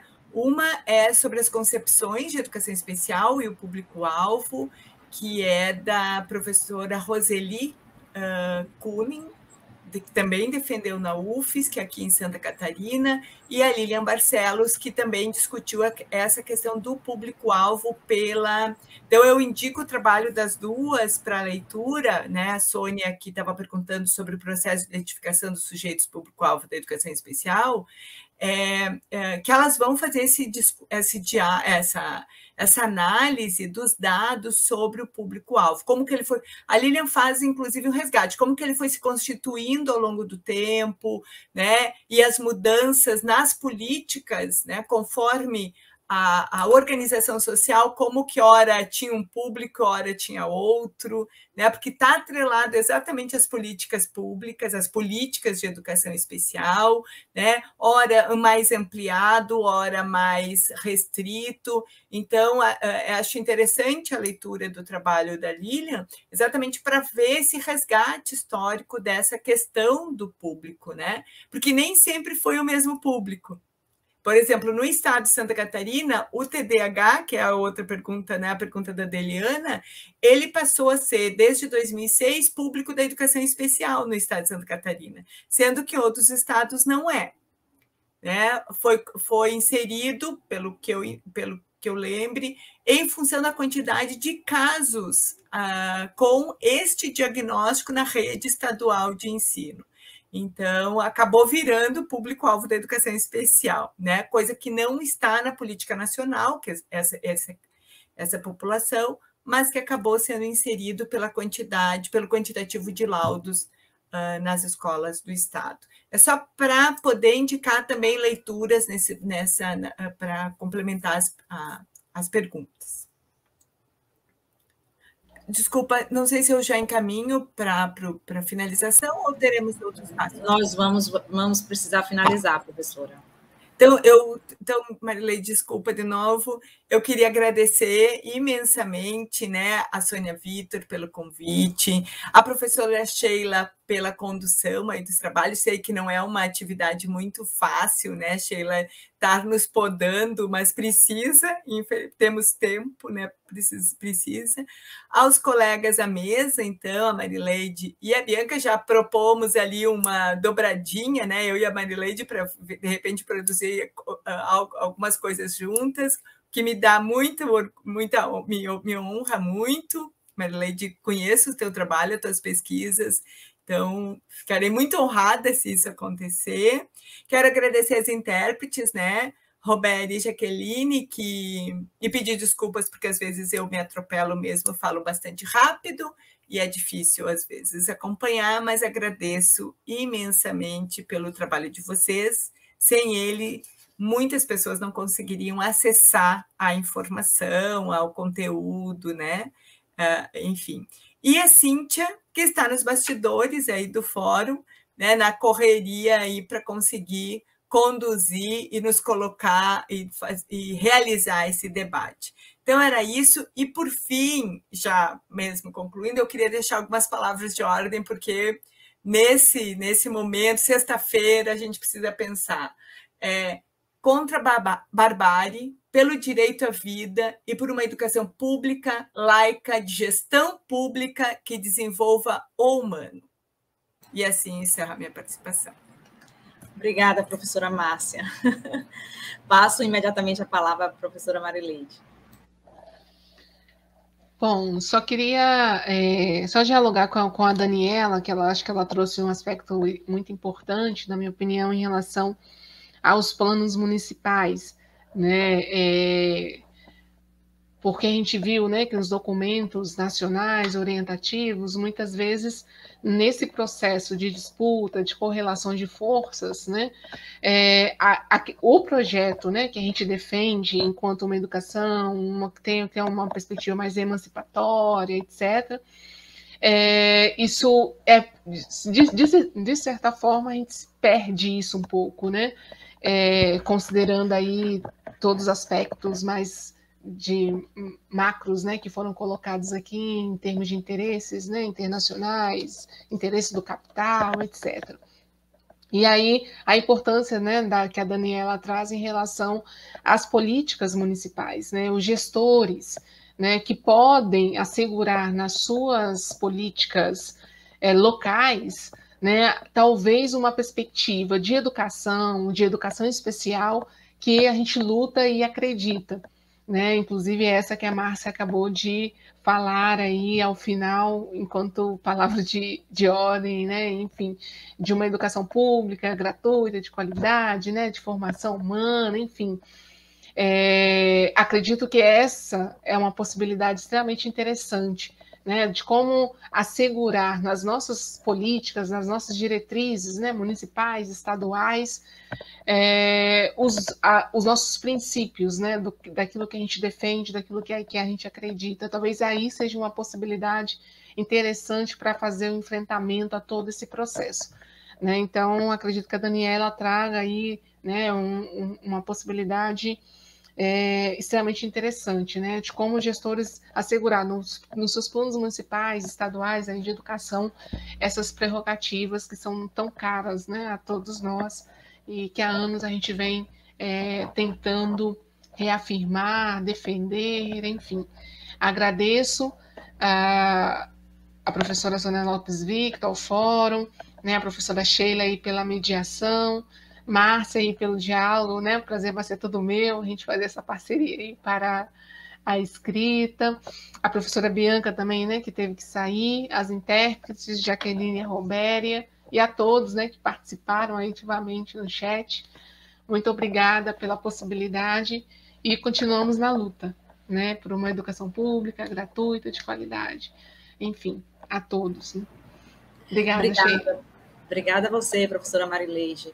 Então, reitero os agradecimentos às intérpretes Jaqueline e Robéria, resistimos hoje aqui na sexta-feira à noite, né? Agradeço a presença de vocês que assistiram e acompanharam essa live, e os dados que foram apresentados, os temas discutidos, mostram a necessidade de continuarmos resistindo contra toda essa barbárie. Então, encerro aqui a nossa participação e agradeço ao Fórum pela estrutura. Um abraço à professora Sônia Vitor, que está na organização do evento, e muito obrigada, professora Márcia, professora Marileide, por contribuir aqui com esse diálogo. Boa noite, pessoal.